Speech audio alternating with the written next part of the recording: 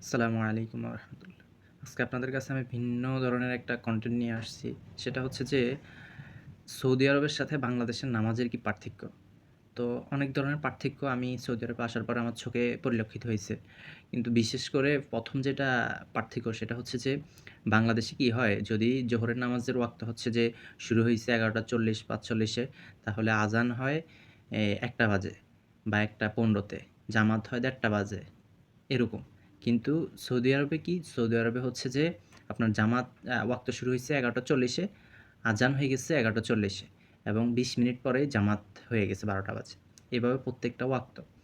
যখনই ওয়াক্ত শুরু হইছে তখনই আজান এবং এরপরেই হচ্ছে আপনার জামাত ২০ মিনিট পরে। শুধু ফজরের সময় হয় কি ২৫ মিনিট পরে জামাত শুরু হয়।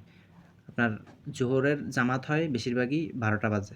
আসরের জামাত হয় বেশিরভাগ ৩:৩০ ৩:৪০ এ। মাগরিবের জামাত এই আপনার ওয়াক্ত হওয়ার পরে ২০ মিনিট পরে জামাত। এরপরে এশা ৮টা ৮:৩০ মধ্যেই ৮টা ৮:৩০ মধ্যেই নামাজ শেষ। এরপরে ফজর, ফজর তো ৩:৩০ ৩:৪০ এ নামাজ শেষ। তো এটা হচ্ছে আমার কাছে সবচাইতে বড় পার্থক্য পরিলক্ষিত হইছে।